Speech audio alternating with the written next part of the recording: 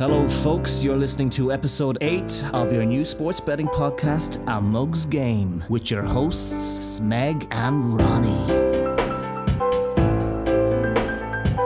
Howdy folks, thanks very much for listening. My name is Ronnie and I'm going to have a look at the Premier League season and the weekend ahead. Also see where the Gaelic Football Championship is at and generally talk a bit of punting with my old pal Smeg. Good stuff, Ronnie. Of course, we will have to apologise. We haven't been around for a good few weeks. We've both been on holidays and haven't been in the country at the same time. But we're excited about the weekend sport and really looking forward to getting some good bets out to you this weekend. So without further ado, Ronnie, let's just it's on everyone's mind at the moment. It's the Premier League is starting. It's hard to believe it's starting so soon because it seems like the World Cup just finished. Yeah. But sure, look, football fans aren't complaining.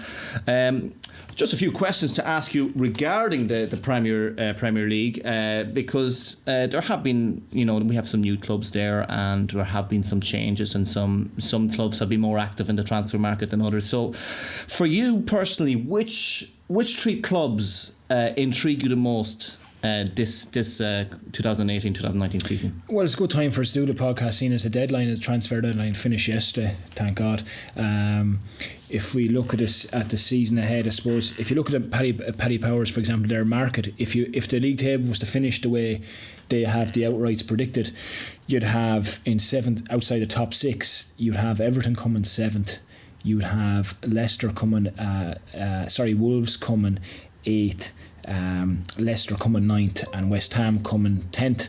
So if I look at it there, if I take three of those clubs, Wolves, West Ham and Everton, they're three clubs. Obviously Wolves weren't in the league last year, they won the championship easily, and West Ham had a poor season all season, and Everton, even though it might surprise people, they actually did finish 8th last season, but it was a depressing season at Goodison, and the fans weren't happy and so on. So there's a lot of change at Everton, West Ham, and the fact Wolves are a new team to league with a lot of money. They're the three teams that I can't wait to see if they kind of live up to their fans and the bookies' expectations, really. There's obviously been a few pound for them as well.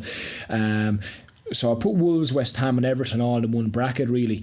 Like, you look at Wolves last year, they played great stuff in the championship. They have a load of money from a Chinese owner, and they have Jorge Mendes, the Portuguese agent, getting some serious Portuguese players. You see the Portuguese keeper, Patricio, is joining now. Moutinho, of course, who's well known. Yeah. They got him from Monaco. And they have a host of younger Portuguese players, and they've signed good players from big clubs like a Jota from Atletico Madrid and Jimenez from Benfica. These kind of guys with big reputations. Yeah. That Neves guy who was their player of the year last year has caps for Portugal. He's playing the championship last season. He's only 21, 22, but it's going to be interesting to see how they get on.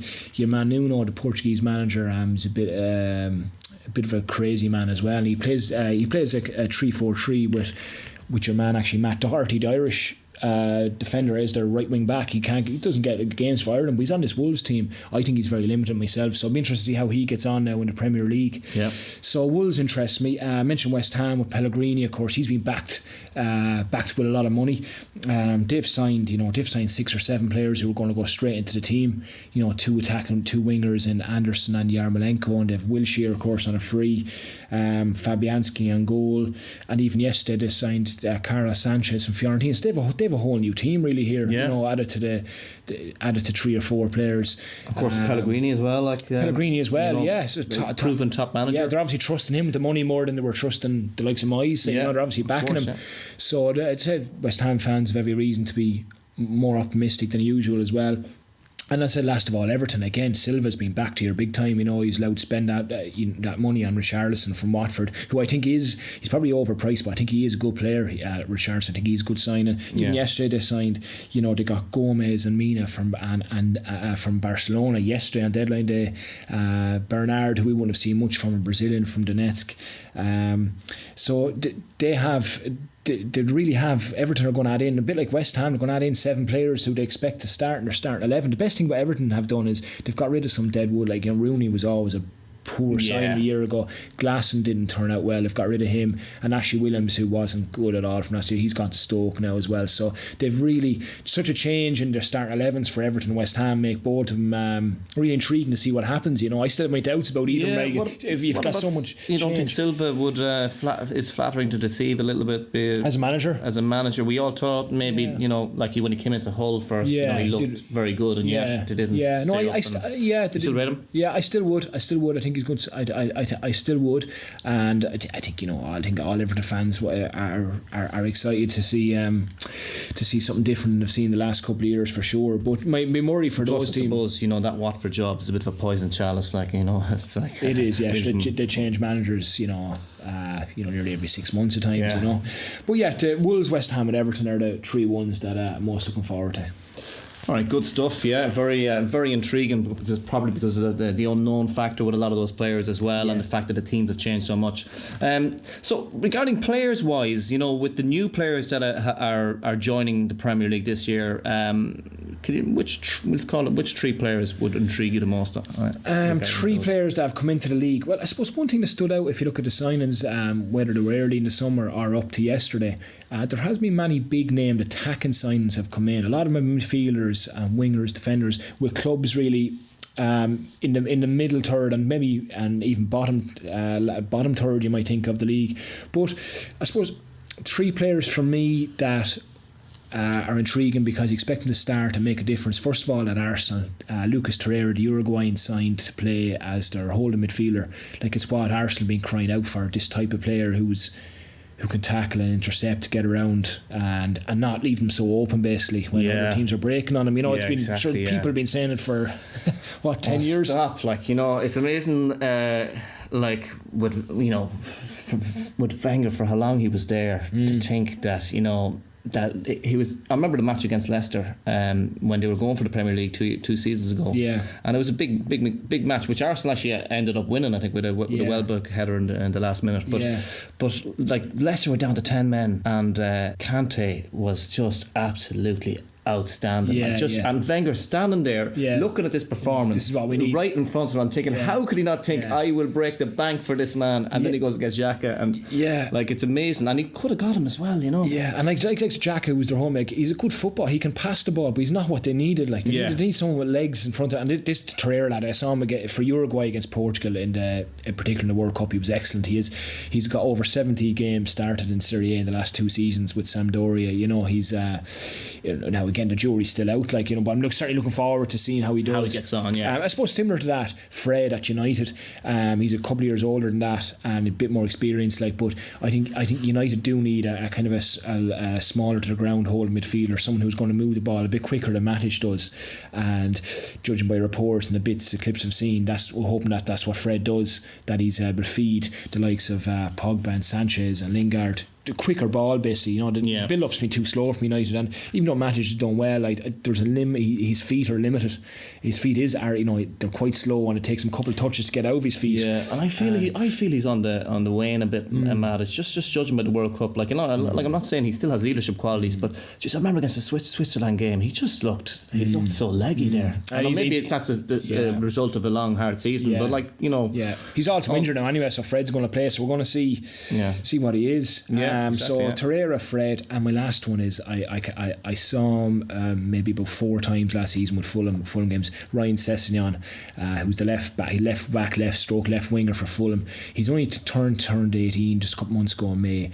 He was unbelievable for Fulham last season. Fulham played great. Fulham nearly went out. They could have gone up as when they really pushed Wolves or pushed Cardiff in the end for that automatic spot. Since Christmas Day, really unbelievable. And Sessegnon, for a kid, he scored 16 goals last season, 15 in the league at that level, the championship, playing from the wing. He's a serious talent, and I can't wait to see what he does. 4-1 to be top scorer for Fulham. Many value. Is that what he is? 4-1 top scorer. Yeah, well, last season he took he takes corner free kicks now. They've brought so many players in. Mitrovic will be their main man up front. But geez, valuing it.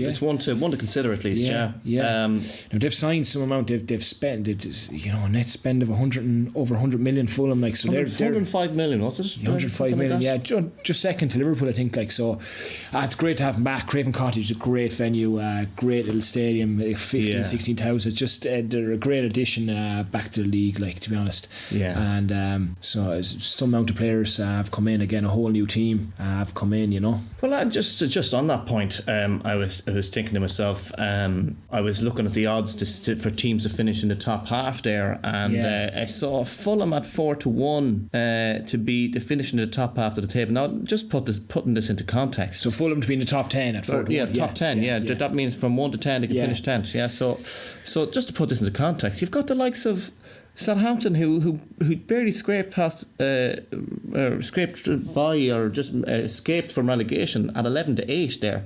You've got the likes of Wolves who are newly promoted themselves at evens.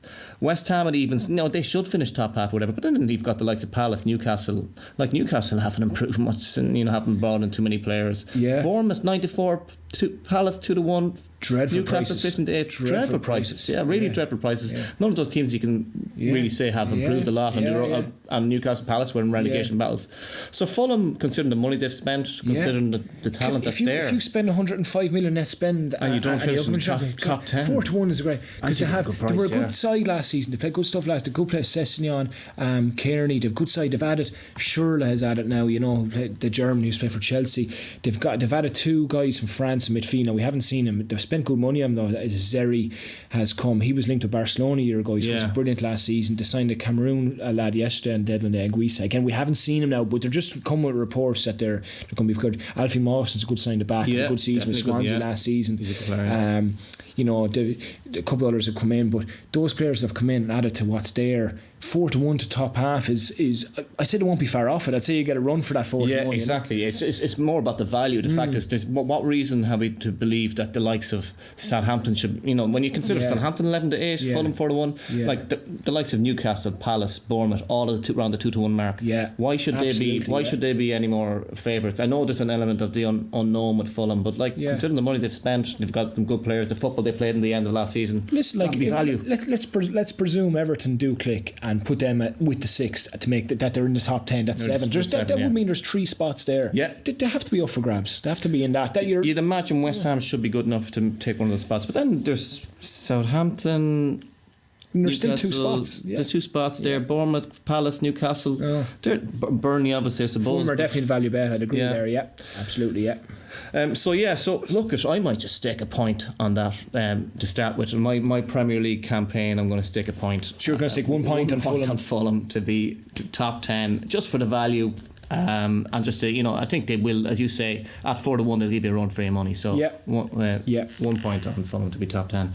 But that's my bets spoken about. Now you've talked about the 3 teams that intrigue you, the 3 players that are going to intrigue you this season. But now we have to get into the meat of the podcast and talk about what are are we conveniently going to have 3 anti-post bets as well?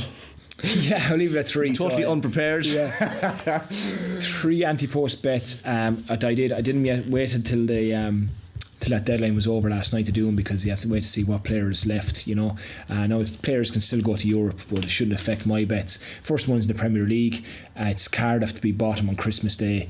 To be relegated, Cardiff are 8-13. It's 4-6 with Betis 5, I think. 4-6, but that's a really good long-term bet as well. I'm just going to go for what I think is great value, 9-2, and it's a shorter term one.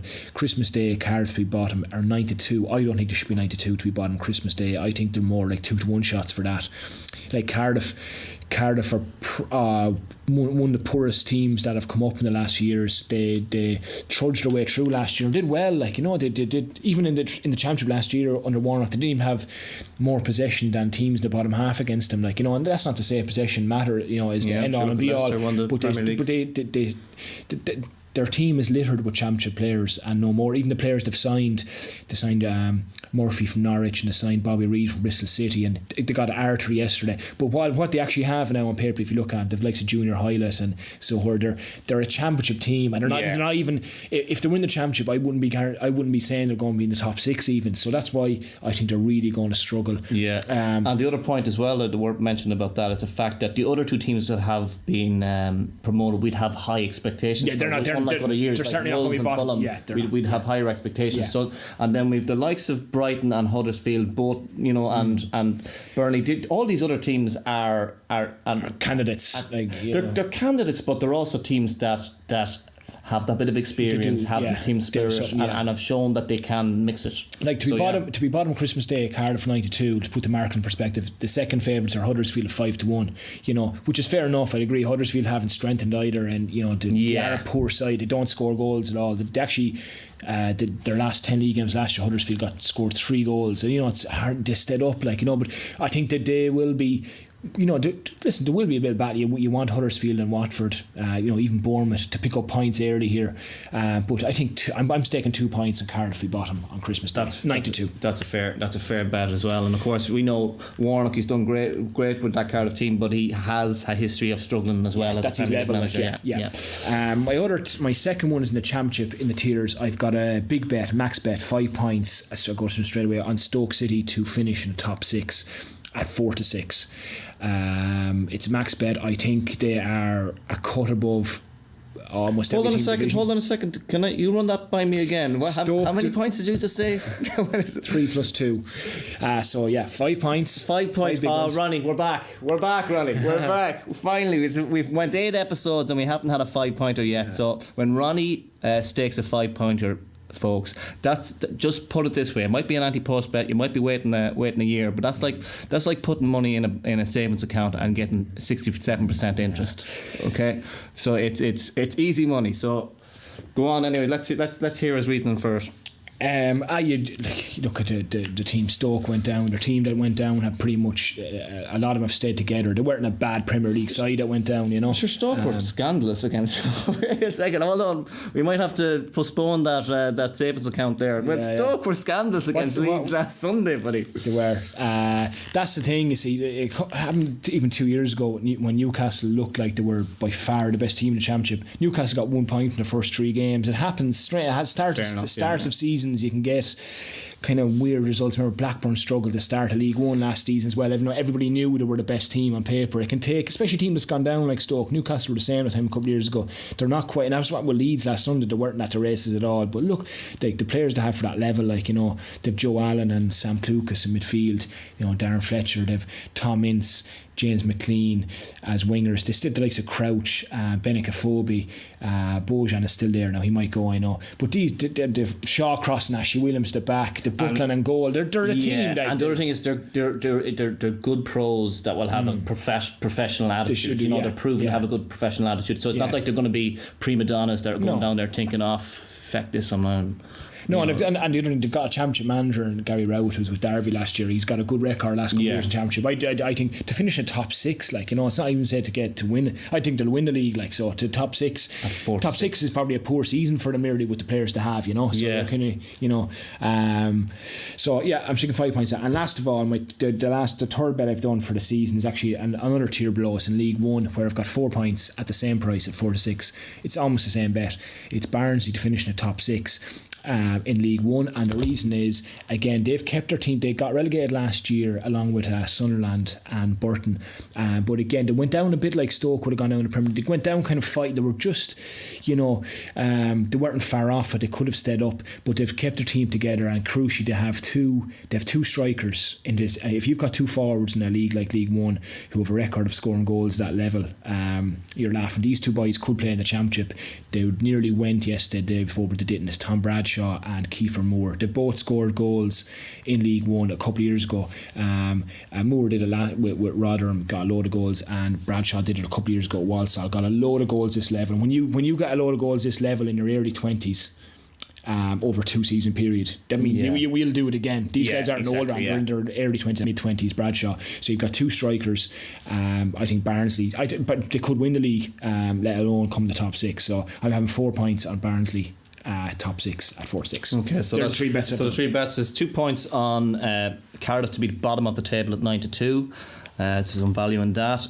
We have a 5-pointer, free money on Stoke to be top 6 at 4-6 in the Championship, and 4 points on Barnsley in League One to be top six as well. Top six as well, yeah, that's it. Okay, so I was just looking at some of the football. Obviously, I'm not as much of a football expert as yourself, Ronnie, but I certainly will take an interest. And I was just looking at a few of the funkier markets.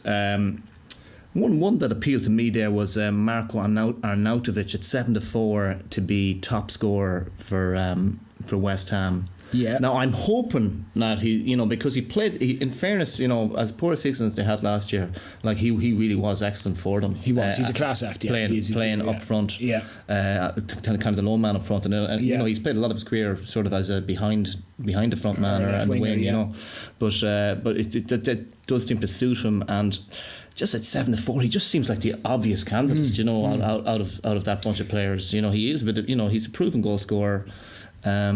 And I have to say that I fancy him. Who would you say are the biggest threats there? I'd probably join in that, because if you look at who West Ham signed, they signed Philippe Anderson, Yarmolenko, two kind of wingers as well. Yeah. Which was they didn't sign a striker. Yeah. So I think they're thinking Arnautovic just is a striker now. Andy Carroll's injured. He always He's is. actually 95 actually with Powers out. So that's even better price. I'd say Hernandez is probably it might be used as a sub, or if Arnautovic gets injured, he'll start or play cup games or whatever. But the fact West Ham, apart from it, they don't have a fit striker, and Arnautovic, and all the players they've signed, as I said, they haven't signed a striker, so that would suggest he is going to play there. Yeah. And he was at the launch show on Sky the other night. He was talking to Level about. I think he's an excellent player, and I think he comes across a bit of an arsehole, but I say Pellegrini will be able to manage.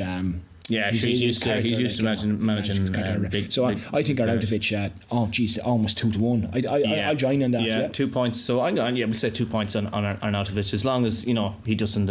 You can't. He's a bit of a head case, all right. Yeah. But still, if Moyes is able to handle him, surely Pellegrini will be able to handle him. All right. So apart from that, now I think as well, I'm probably not going to stake in it, but I was tickled a little bit by Chris Wood to be top scorer for Burnley, because I think if he stays fit, he'll be the main man up front, and I think he is their best striker.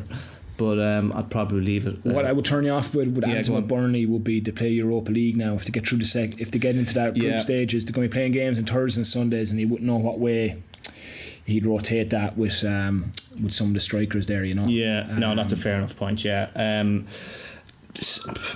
Part of me thinks there's this value at West Ham to finish ahead of Everton 2-1. I'm still, I don't know what our listeners think of that. If they have any opinions on that, let us know. I'm not going to stake anything there. But actually, the one market that was very interesting was the sack race market. Yeah. Basically, so you have. The market is basically which manager will get the sack first. So you have. So it's not even to leave the club. It's not even to leave the club. It's actually to be sacked. Be sacked. Yeah. So we have Claude Puel is the favourite at 9-2, which is fair enough. We know Leicester have a track record of sacking their manager, but so he probably he's a bit of a dour figure as well. Some of the fans don't like him. I think Leicester do need a bit of it. There is something in that. I do think he's justified. He's a justified favourite, maybe. But held on to. But he's a good manager. It's not like he's. And I tell you, who signed or lost Mara is James Maddison from Norwich. He was sensation last season. He's going to basically play behind Vardy, and he's a player. Actually, maybe one of the players I should have mentioned earlier instead. Maybe of one of the lads I did. Maddison, just watch out for him. But you've got Claude Puel there. You got Rafa Benitez 11-2. Now, surely Newcastle are not going to sack him. He might walk away, but surely they're not going to sack him. Basically, he's probably the only man who's able to make a soup purse out of a sow's ear. With what that Newcastle personnel. Like Jose is 7-1. Mourinho, he's not going to get sacked. Warnock, Cardiff are going to expect to struggle. And look, they'll have to have some level of loyalty towards Warnock for a certain period of time. But you never know. So he's 4th favourite at 15-2. Then we have Gracia at Watford at 8-1. Now Watford have been dropping their managers more often than Maradona's been dropping assets. So this Watford, these they're an unlikable club. I'd love to see them go down. To be honest, I agree with you. But they dropped their man. Think of who the managed Sanchez. Since they've been in the Premier League, they've went through Sanchez Flora, Silva, who's with Everton now, Jakupovic, Mazzari, and these are managers. Watford have no right to think that they should be doing anything than staying up. Like, and these are managers that had them at the finish mid-table with a couple comfortably mid-table, and still they were sacking them. Yeah. And the only thing about in each of those cases, those managers started quite well with them. Yeah. Okay, if you think of, like Watford have since that group that team has been in the Premier League, they've always benefit from having a good start. A good first half of the season. And sure, often what happened is their manager was sacked before the end of the season, despite being safe with plenty of games to they're go. horrible creatures there. So if they start poorly, you'd have to imagine Gracia is in massive danger there to lose his job. And I think, and he's also there since January, so like he's also it's not like he's just come in either. Which is a good thing for your bet, I'm saying. Yeah, oh no, definitely, in a big way. Like, and the other thing about it is that, with Leicester, I think Puel has done quite well with Leicester, and like I'd if they don't start well, I would be worried about Puel, but I'd fancy them to do start fairly well, so that Watford side, they haven't really brought anyone in. They've lost your man, what's his name again, to Everton, what's his name? Richarlison, is it? Richarlison, yeah. They brought in left wing, all right, and Delafeu was fully signed, but no, they haven't spent money. They're a team of mercenaries, really, and I think they're due a bad start to the Premier League season. Like, I tell you, Smeg, if they lose at home to Brighton tomorrow, which could happen, they're home if they lose at home to Brighton tomorrow, that 8-1 is halved. So I would advise anyone to do that before 3 o'clock tomorrow, because that could happen. I mean, for sure, yeah. It's it's not going to go out. Yeah. So I think at 8-1 is a value price, because for me, I'd have him sort of joint favourite with Claude Puel there. So that's why 8-1 for me. I'll just stick 1 point on Javi Gracia to be first manager sacked at 8-1 with Paddy Power. Yeah. And just the last few things that I was half looking at. Well, obviously you got the likes of. Well, we won't talk, but there are other candidates as well, like maybe Hughes 10-1, but sure, he's only joined. He's safe that happens, so he's very unlikely to give him a good chance. So we'll go on to the one other market that interests me was the PFA Player of the Year. Now, I have 2 players in mind here that I quite like.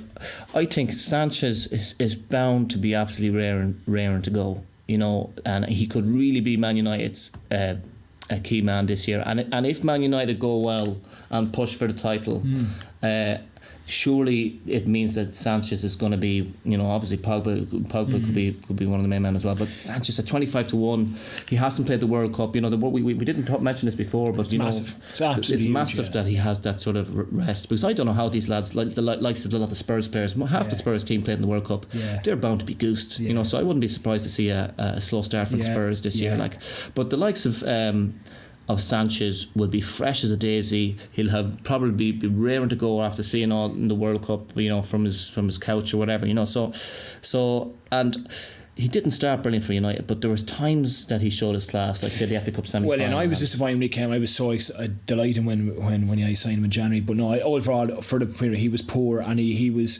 I was at the Sevilla Champions League game, and that really showed. That was a big game, and it was I remember there was one moment he got the ball just inside the box, with Arsenal over the years. It was a touch and a shot. It was whether it went in or not. It was a shot on target. That's why he was so good at Arsenal. But he was sluggish. United, he just dragged that wide. He half kicked it, and it wasn't. Anton got to do where Mourinho was playing him. He tried him everywhere. He was left wing. He central role. He was in the right. He no matter what he did, he just wasn't near the level he was at Arsenal. And then the one game he did was the Cup semi-final against Spurs, where he was excellent. He gave a great cross in. He was excellent that game. But what I've seen a couple of United pre-season games. He's been excellent. He looks sharper. He looks leaner. Like what you said, just what I said. The fact he didn't have to play in the World Cup, and the fact we know how good he is over years. He hasn't just gone shit in a couple of months. So I wouldn't argue. According to Andy Core, he's a charlatan. And Andy Core, when he's 10 points deep, is very knowledgeable on football, but I don't know, 25-1. For me, he is going to be the main man for United this year, and it's a big season for Mourinho, and it's a big season for United as well. And I have to say, even the market there without City, United are 5-2 and Liverpool are 65, and I think United are more value there. There's value there for sure. even Arsenal they won. So you're sticking? Why are you sticking half point? I'm just going to stick a half point because quality is class is permanent, and the fact that he'll be fresh and I'd say he'll just be so hungry to make an impact this year. It's not bad value. Obviously, there's loads of serious competition there. You got half the City team. You got Kevin De Bruyne as well. He was unlucky last year to lose out to Salah. But I'm going to also just stake a half point on Salah as well because I think 9-1 for me it's just about value because he basically was the Messi of the Premier League last year, and I don't think he'll be that tired as well. He barely played the World Cup. Played the World Cup as well. Yeah, exactly. Yeah. So I don't think last year was a fluke. And say for example, if Liverpool were to win the Premier League, which they're 4 or 5 to 1 to do it, that has to mean that Salah was the main man. Surely was the main man. I'm surely he'd end up winning the Player of the Year as well in that scenario. And also, even if they don't win the Player of the Year and he ends up having a similar season to last season, it'll be hard not to give it to him. Yeah. So for me, 9-1, it's worth a half point. Wouldn't go crazy in something like that. Obviously, City have a lot of contenders like De Bruyne. If Kane has a ridiculous season, he'll be certainly up for consideration. But so. As football wise, soccer wise, they would be my bets there anyway. Yeah, good stuff, Smeg. One other thing before we leave the soccer, I want to mention, Smeg, there's it's FAI Cup weekend in Ireland, and there are an absolute bucket load of mismatches going on. Now, obviously the bookies know that as well, so you're not going to get terrific prices, but I think people should look at the FAI Cup lineup, and there's never been as many mismatches because the top teams are all playing. A lot of them are playing non-league teams in this round this weekend, and the gulf between Premier Division sides in Ireland and non-league sides is absolutely. It's way bigger than the gulf between the Premier League and England League 2, for example. It's bigger than that. Now, over the years, the way the tiers work in Ireland makes you have the Premier Division, you have the First Division, and then you go to your non-league, which is called Intermediate. Leinster Senior League, you've got, say, the third tier, which the first tier of that is called Senior Sunday. Then your next tier is called Senior 1, the next tier is Senior 1A, and the last one is Senior 1B. So you've got 4 tiers underneath the League of Ireland, okay? Yeah. So that's the way it works. Now, the thing is, over the years, you've got teams at the top tier of Intermediate, which is the level below the First Division, your Crumlin and Bluebell United, and these type of teams who'd put up a game, certainly against First Division teams, and they might lose to a top Premier Division, maybe 3-0 or something like that. But these teams I'm talking about that are playing, these Premier Division teams are a level below that again. There's games on, like St. Pat's are playing in Chicoor Athletic tonight. It's actually in Richmond Park. It's in Pat's ground. Another one, Skerries are playing Waterford tomorrow. It's in Skerries, all right. They're playing those teams. Those teams are a million miles away from who they're playing tonight and tomorrow. And it's what I would say to people is look up correct scores. Get some value on big correct scores. There's going to be between 5-0 and 5-0, 6-0, 7-0. That's where you get the value out of in these bets. Even tonight. So what sort of prices would we be talking for a 5-0, 6-0, 7-0? Well, depending on who it is. It is. You're going from 20 to 1 up to 100 to 1. Like depends on the game. Do you mean you could? It differs. Just shop around, I would say, between now and I would say. So let's just for our listeners pinpoint the matches you think we should be paying closest attention to. Well, for those correct score lines, I would say look at the St. Patrick's Athletic game and look at the Waterford FC game tomorrow. Waterford FC. So Waterford and Pats are obviously Premier Division sides. So just watch their games, and I will put a bet. What about the Skerries match? You mentioned the Skerries match. That they're playing Waterford. Yeah. Oh, sorry. Yeah. Of course. As two other maybe bets on tonight, if we take it, not non-league, but if we look at it tonight, Dundalk are hosting Cove. Now Cove beat them. Cove are a very young side, but down the bottom last 3 or 4 teams Division 1, but a young side, and actually beat Dundalk Monday night in a secondary competition, the League Cup, say. Yeah. To beat them, and it was a great night for them. Dundalk wouldn't have played their full team, but still it was a great night for Cove, and they're in a National Cup final. But tonight Dundalk are going to come back and give them a nice beating. They were put out of Europe last week as well, and I'm just looking at the first half market, so I'm kind of thinking Dundalk will kind of come out blazing into that game tonight, and I'm going to have I'm going to stake 2 points on over 1 goal to be scored in the first half. I'm presuming that's Dundalk, but I'm just going to put 2 points on over 1 goal in the first half. Okay. That's at 4-5. At 4-5, 2 points. Okay. 2 points. You and don't want to put 2.5 points to win 2 points? No, because it's still a first half market, which I don't like doing because it's only 45 minutes and you just, because it can be sitting talking 1-0 up at half time and win the game 6-0, and you're kind of, why didn't I, Yeah. And my other one I have is Bohemians are down on Wexford tonight. Again, Wexford are bottom 2-3 side in Division 1. Bohemians have shown that have struggled this season, but they showed in the last couple of weeks they had 2 big home wins over Bray and Limerick, teams who were just below them. They beat them 5-0 and 6-0, which shows they can put away teams. They've got players who can score goals, basically. Keith Ward, Keith Buckley, Dilly Corcoran, Daniel Grant. They've got 4 or 5 players who can do damage. At Wexford are a poor side. Again, they're young. They haven't scored in 4 or 5 games at their own level. And I'm going to have 2.5 points on Bohemians half time, full time. That's where I'm getting my value of.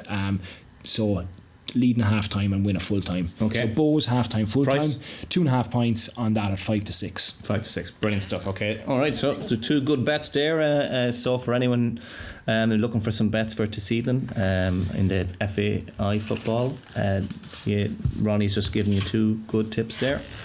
So we'll leave the soccer for the moment, and we're going to turn our attentions to the All-Ireland football semi-finals coming up this weekend. Tomorrow we have Dublin against Galway, and then on Sunday we have Tyrone against Monaghan, which is a great achievement for Monaghan, for the county with the 4th lowest population. Great to see them in the All-Ireland semi-final.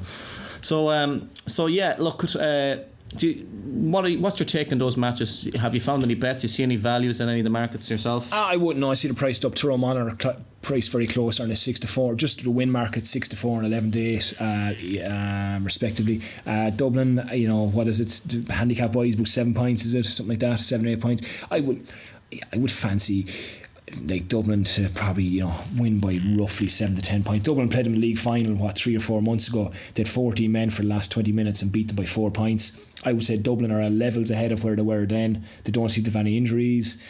Galway have since lost Paul Conroy, haven't they, with his broken legs, and I know the game last weekend didn't matter to him, and I actually had a bet on Monaghan for that reason. Who needed to win more, but I would say Dublin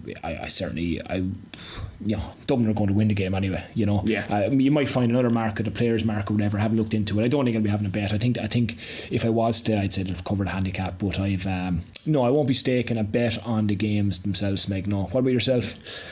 No, I always like to hear listen to what a friend of ours, Shane Wall, has to say about that, because he usually does have some good player scoring. He finds some markets where players to score, to under 1.5. Yeah, they don't usually come out till Friday night. Yeah, so I'll keep an eye on what Shane has to say about that. But generally, no, I just want to enjoy the 2 matches, and probably I'll just stay away from a betting point of view. But just even, let's put the betting aside for the moment. With the All-Ireland football semi-finals coming up, and we especially after the summer of hurling that we've had, and like the hype there's been about the hurling, and it's captured the whole country's imagination, or hurling and football fans alike.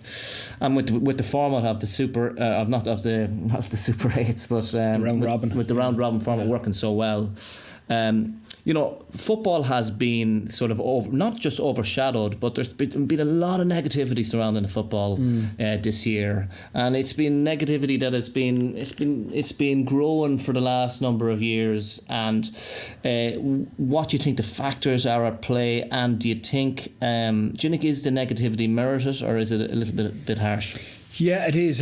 Contrasting years. We said on our first podcast how looking forward we were to the hurling one because the format. I think the format was never going to let the hurling down. So what's turned out better maybe would have thought is that the knockout games have had some classics. The Kenny Limerick game in Thurles, the 2 All-Ireland semi-finals, Clare Galway. So they've turned out to be even better, than the group, because that's why it's it's deserved all the hype it's got. They've been excellent, excellent, absolutely brilliant games. But as regards to football, the problem with the football, Smeg, the problem with football isn't the game itself. The problem with football is the format. It's an absolute joke, and the Super 8 is an absolute joke as well because of the way it is. It's, you know, you've a round robin at the end of the championship. You have games last week. Dublin Roscommon didn't matter, and as it turned out, Kerry Kildare second half didn't matter. So the Mon and Galway didn't matter. Last 20 minutes was pointless as well. And the same thing will happen if you have that format for the next 2 years, a 3-year thing. The same is going to happen next year. Of course, the way the games fall, there's a huge chance, 50% chance at least, that you're going to have third group games which actually don't matter because of what's happened in the first 2 games. So it's just a horrendous system. The provincial system is an absolute joke, and that's what football is not going to change until that changes. I think the way to go is get rid of the provinces, divide the counties into 3. So you have 3 tiers. So you have a tier, call it whatever you want, senior, intermediate, junior, division 1, I don't care what you call it. So you have 3 tiers. For example, if there's 32 counties, say with London, you've got tier 1 with 10 teams, tier 2 with 10, tier 3 with 12. Roughly, you could have tier 2 with 12. I don't know what way it is. So you've got 10, 10 and 12, okay? So basically you copy what the hurling did. And what you have, say we'll focus on one tier has 10 teams. So you divide that into 2 groups of 5, okay? So 2 groups of 5, just like the hurling was groups of 5 or 6. So every team in that group is playing teams at their own level. Brilliant games. You've got 4 matches. And you've got to make every match matter. And every match will matter because you've got 4 matches, and the top team in each group of 5 will go into an All-Ireland semi-final off their level. You know, so they go into an All-Ireland semi-final. The second and third teams in the groups, they play each other in quarterfinals. So the top 3 in both groups will come out of the group. Yeah. The top ones are being rewarded by going straight into a semi-final, and the second and third place teams play each other in a quarter-final. The team that finish 4th in both those groups are just done. They're out. That's it. They're done for the year. And then the bottom 2 teams in each group are getting punished. They're going down to the next tier. If they're in tier 1, they're in the next tier for next season. They've no excuse to finish bottom after 4 matches. So it's similar to the hurling it's format. Very, very similar. Just I'd spread out games, and still to win Ireland there, you have to win you have to play at least 6 matches. You might have to play 7 if you're in a quarter final. So that's what you're playing anyway. You're playing 6 or 7 matches. So what the big change is, the best teams they're playing teams of your equal level over the court, and all these games are home and away stuff, and that's what costs the Super 8s as well. Galway, the first couple of games on in Croke Park, you saw. I tell you what, you saw a snippet of my format there in the second group games of Super 8s, where you Kildare playing Galway, do you remember, in Newbridge, and you had Tyrone playing Dublin up in Omagh. Yeah. Do you remember that? Yeah. They were 2 great Kildare games, Galway was a brilliant game, absolutely brilliant game. A bit like Kildare Mayo and the quality. There has been a few games, but why have there been? They were in provincial grounds against teams of their almost like their league division. That it's not a rocket science why it was. Kildare Galway, everything was at stake, and that's what you'd have in football, and football would. Yeah, but you're losing the provincials, right? Yeah, you're losing and you're not losing the provincials in the hurling. So, like the provincials, the whole it appeals to a lot of people, the tradition behind it and the folklore. Don't buy any of that? Buy any of that stuff at all? Absolutely none of it. Maybe 10 years ago I might have said the provincials are. Look at the state of Kerry. Like, of what use is it to hammering Cork there for the last couple of years, and then you see them when they get up there. The Leinster one is a complete joke altogether, obviously. The only championship which is the Ulster Championship is fairly even. It's not a bad championship, and whenever Galway play Mayo, but it's going to be the same thing. This isn't going to change over the next couple of years. The provinces are dead. They're completely dead, Smeg. Absolutely completely dead. And this is just brilliant for players to play at least 4 matches. Over maybe a 2-month period, like May, June. Yeah, but it's brilliant for the elite teams, the elite players. Like, if you think about it, right, regarding the hurling, right, those 10 teams that are in the hurling round robins, right, they're there because most of them are predominantly hurling counties. Do you know what I mean? That's their sport. Do you know what I mean? And the ones that are in the Nicky Racket or whatever, most of those counties. Can you think of any of the counties in the Nicky Racket that has hurling as their primary sport? No. But like the rest of the country has football as their primary sport, and we're basically just saying bye. You don't even get a crack. I know the way it's gone. That the standard has. Or the gap in standard has widened so much that it's almost pointless that some of the counties get a crack at it. But it just feels like they're not even going to. I remember a few years ago when Longford would be playing Kildare on because I'm from Longford, we've been live in RT, and it's just a first round match of a Leinster Championship, and these players need that sort of recognition, and they're going to get zilch. No. They're going to get zilch. I'll tell you, Smeg. Say for example, Longford. You're from Longford. I'll tell you now, Longford. Like how good, like you are being rewarded, because if you're good enough, say Longford, just say they're in tier 2. Let's say they're in tier 2 in a tier 10. If they're good enough, them along with somebody else will be in the next tier the year after. So 2 teams are getting rewarded. If Longford are in tier 3 12, they should be good enough to reach the final of that, and if they reach the final of that level, well then they get promoted. It will happen next year or the year after if you're good enough. And if you were a fan of Longford, imagine you having 4 games to look forward to May or June, 2 of them in Pearse Park against teams that you'd fancy yourself to win, and 2 away games against other teams that you'd fancy yourself to win against, whatever, Westmeath, Sligo, whoever it might be.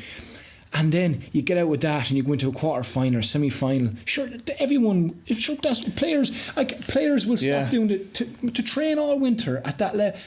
I can't understand it. Say if you're a Longford footballer, and there's a lot of teams far worse than Longford, I'm not saying it. If you're Longford and next year, what do you go back, you do this slogging away October, November, whatever, you see the draw for next year and you go, oh great, we've got let's say we've got Wexford in the Leinster quarter final, that's our target now. Then you see the other side of the draw, it's either going to be, for example, Dublin or Kildare now in that semi final.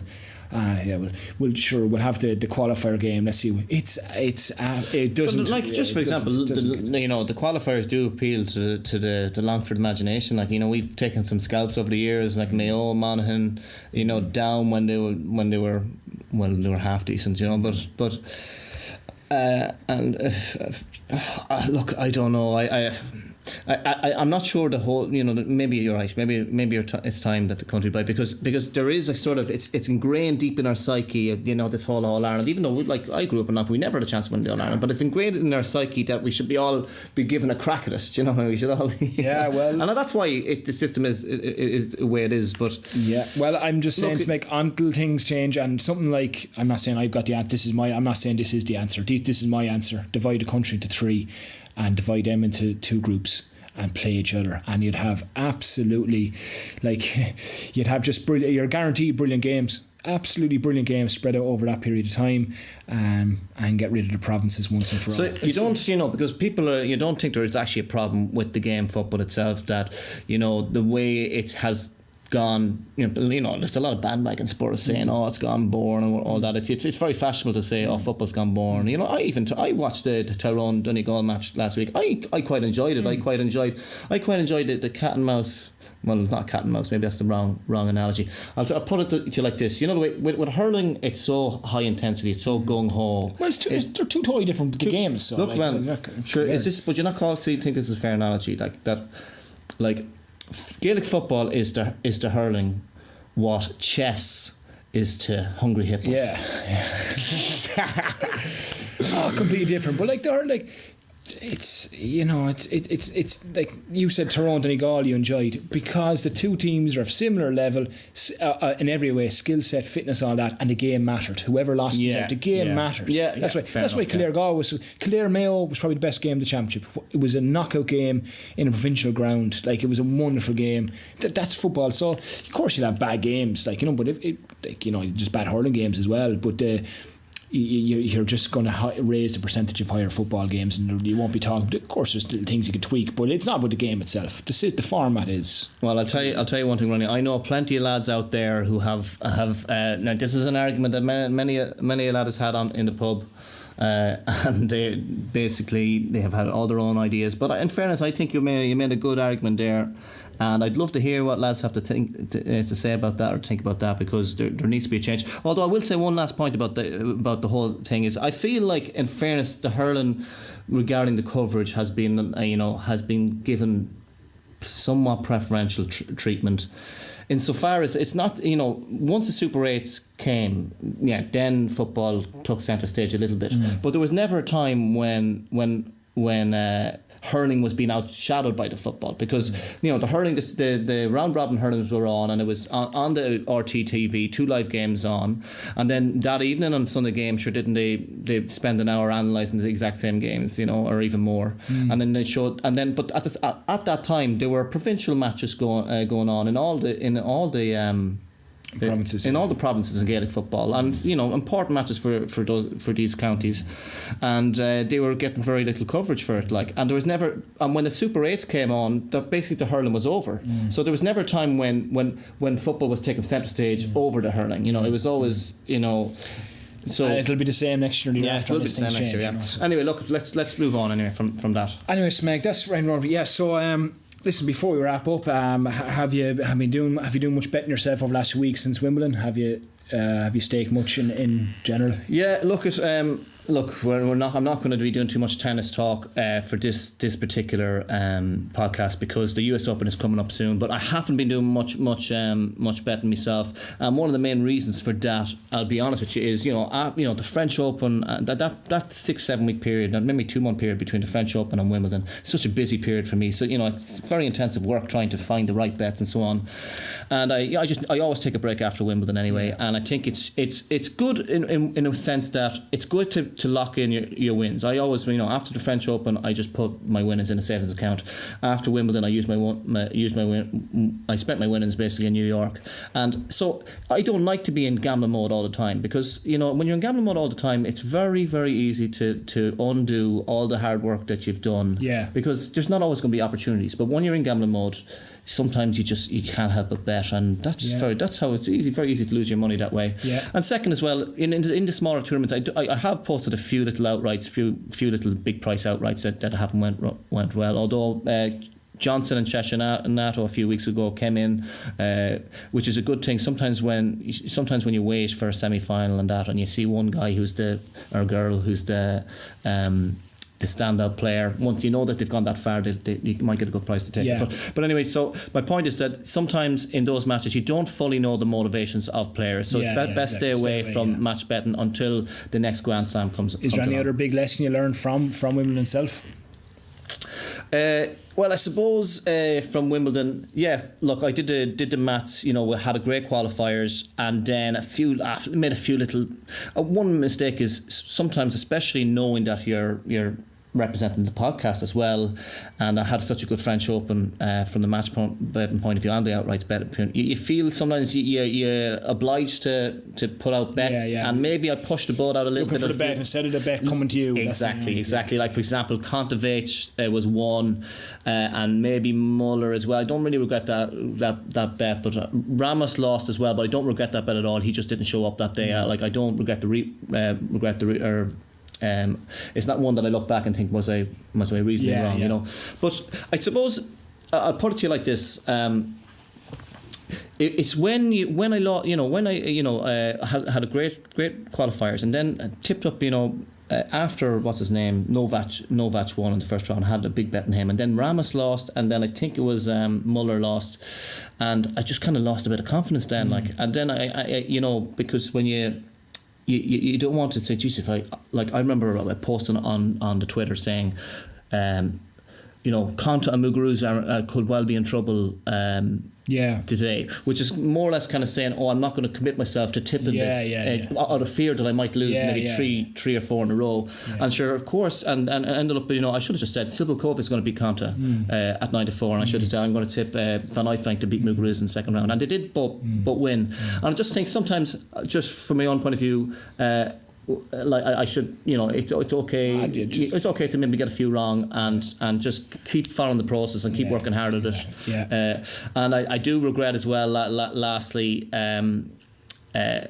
maybe I remember I mentioned the last podcast that I bet on Kerber, but I was waxing lyrical about her, the whole thing, and but I had her at 16s and she was 12s, and she didn't have an easy draw, and I just didn't have I should have just said, you know what, guys, let's back Kerber here. And I'm sorry if I didn't tip that up for you folks, but so look at lessons learned. Sasnovich should have been a max bet, of course. You're worse than Jim Gavin now, Smeg, following processes. Follow, that's what you have to do, yeah. So listen, Smeg, anyway, the US Open's on a couple of weeks. Well, have you anything done? It's too early yet, is it? Have you anything done? Look, no, it's too early yet. Like, I kind of regret not backing Anderson at Wimbledon at 80-1 because I had been talking to him about a friend a month before. But luckily enough, we got him. I tipped him up at 100-1 with. I think it was Boyd Sports, just while he was in the middle of that 5-set thriller with Federer, and he's down to 50s now. I think that's decent value. Yeah. We have Garcia at 50-1. Don't hate it, don't love it. Look, it's value, but just about. And we won't back any other tennis until the actual US Open draw comes out. Of course, there might be some outright bets in this lead-up tournaments up until then too. That's good stuff, Smeg. Well, we'll leave it at that until next week. Of course, next week we'll do an in-depth preview of the Ireland hurling final is on Sunday week between Galway and Limerick. So we'll have a look at that. One man who won't be there is James McGrath. Smeg, did you see him during the week? Oh yeah, the referee, Jesus, the ego on him, like as Damien Hayes would say, what a total clown.